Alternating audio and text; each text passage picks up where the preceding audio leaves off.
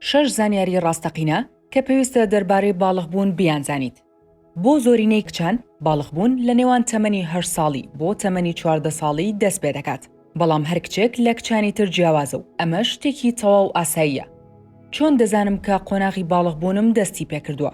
پێش ئەوەی تێبینی گۆڕانکاری لە بەشی دەرەوەی جەستەتدا بکەیت، کۆمەڵە گۆڕانکاری لە بەشی ناوەوەی جەستەتدا ڕوودەدەن.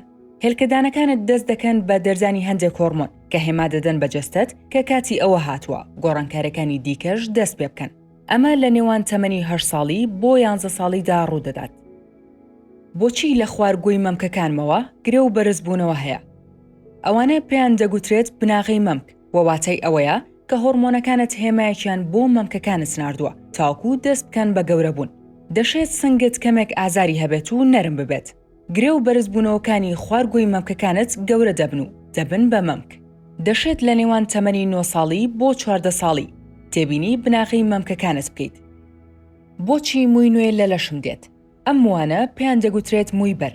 هەندێک لە کچان پێش دروستبوونی بناغی مەمکە مووی بەریان دێت و هەندێکیشیان پاش دروستبوونی بناغی مەمکیان مووی بەریان دێت.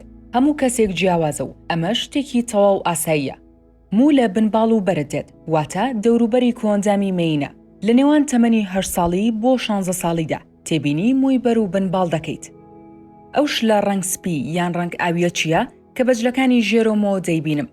چەند مانگێک پێش ئەوەی سۆڕی مانگانە دەست پێ بکات، تێبینی دەردراوێکی سپی یان ئاوی یان ڕەنگ شیری دەکەیت بە جلەکانی ژێرەوەتەوە.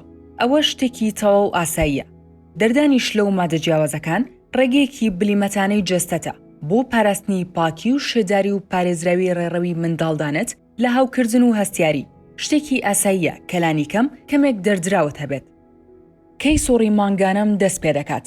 هەر کە بناغی مەمکە دروست بوو و هەندێک مووی بنباڵ و بەرت هاتوو تێبینی هەندێک دەردراوت کرد لە کۆندامی مێینەتەوە، ئەوە هێمایەکە بۆ ئەوەی کە بەم زوانە سۆڕی مانگانت دەست پێ دەکات. لەبیرت بێت ئەمە پێشبڕکێنیە. سۆڕی مانگانت لە هەر کاتێکدا دەست پێ بکات ئەوە کاتی گونجاوی خۆیەتی و نیگەرانی ناوێت. هەتا نزیکەی تەمەنی 16 ساڵی دەگەیتە ئەو پەڕی بەرزی باڵات. جوڵەی مەزاج بە درێژایی تەمەنی باڵغبوون ڕوودەدات. بۆیە کە خولەکێک هەز بە خۆشحاڵی دەکەیت و لە خولەکی داهاتوودا هەز دەکەیت تەنها دەتەوێت بخەویت، نیگەران مەبە. هەموو پرۆسەی باڵغبوون لە سەرەتاوە هەتا کۆتایی دەشێت ئەو پەڕی 5 ساڵ بخایەنێت و گۆڕانکارەکانیش لە کاتە جیاوازەکاندا لە پەلەوەریدا ڕوودەدات. لەبیرت بێت ڕادەی خێرایی ڕوودانی ئەم گۆڕانکاریانە و چۆنێتی شێوەی جەستەت پاش تەواوبوونی قۆناغی باڵغبوونت کۆمەڵێک شتن کە تەنها جەستەت دەیانزانێت. چێژ لە جەستەت وەربگرا بەو شێوەی ئەمڕۆی و پاش چەند مانگێکی دیکەش چێژ لە جەستەت وەربگرا بەو شێوەی ئەو کاتەی.